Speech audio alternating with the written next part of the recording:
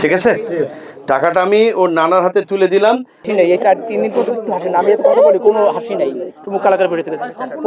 নিয়ে দোয়া করবো ইনশাআল্লাহ, দোয়া করবো। এবং সবাই সূরা ইখলাস পড়েন, দুরূদ শরীফ পড়েন।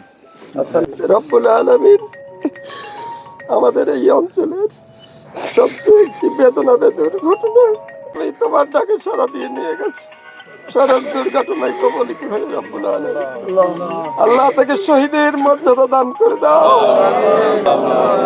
জীবন জিন্দেগির কৃত সমস্ত নেক আমলগুলোকে মেহেল জান্নাতে পরিণত করে দাও। আল্লাহ আল্লাহ তার পূর্ণ হেফাজতকারী হয়। আলহামদুলিল্লাহি রাব্বিল আলামিন। নানা নারীরাই করছে।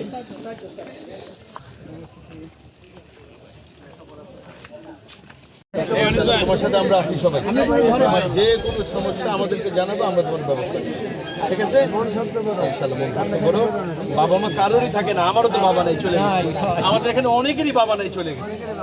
ঠিক আছে, তুমি ছোট মানুষ, তোমার কষ্ট বেশি হয়, কিন্তু তোমার জন্য আমরা দোয়া করতেছি এত মানুষ, আল্লাহ তোমার প্রতি রহম করবে। ঠিক আছে রহমত, তুমি মাদ্রাসায় পড়ো, তোমাকে অনেক বড় আলেম হইতে হবে।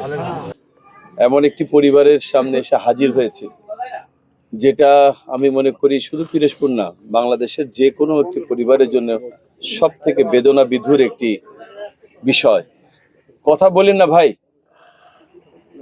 তো আসলে আপনারা যেভাবে এলাকার মানুষরা ব্যথিত, আমরা যারা একটু দূরে আছি আমরাও ব্যথিত।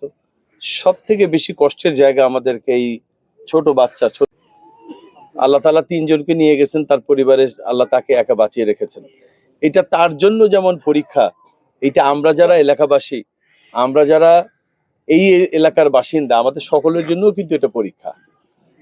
আল্লাহ তাআলা রহমত, তো আল্লাহ তাআলার রহমতকে একা পরীক্ষা নিচ্ছেন না, এই রহমতের পাশাপাশি আল্লাহ তাআলা আমাদের সকলের পরীক্ষা নিচ্ছেন। আর এই এতিম মানুষটা, ওর থেকে বড় এতিম তার কেউ নাই, যার বাবা নাই, মা নাই, ভাই নাই, বোন নাই, কেউ নাই, এমনকি তার দাদা দাদিও নাই।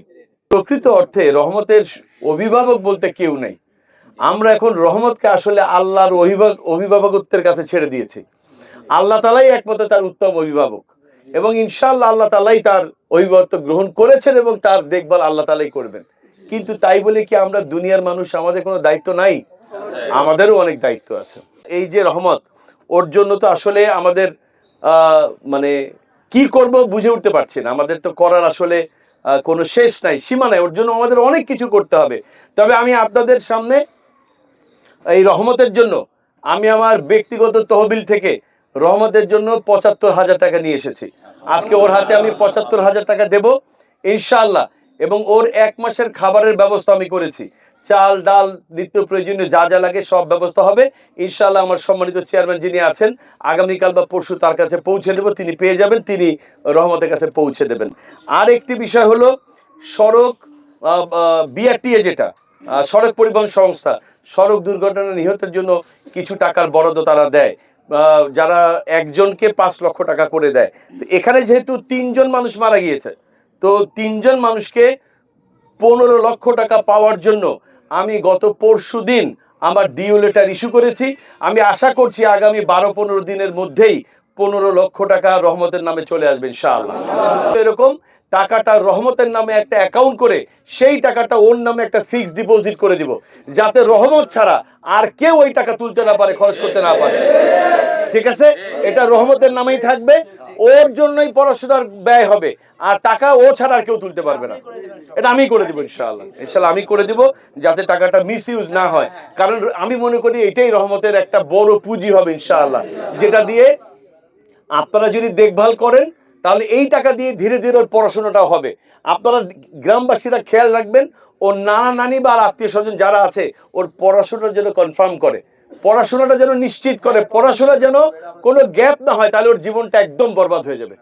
বাবা নাই, মা নাই, ভাই নাই, বোন নাই, পড়াশোনাও নাই, তাহলে জীবনটা একদম বরবাদ হয়ে যাবে। ওর যদি পড়ালেখাটা শিখতে পারে, তাহলে একসময় ইনশাআল্লাহ মানুষের মতো মানুষ হয়ে সমাজে দাঁড়াতে পারবে।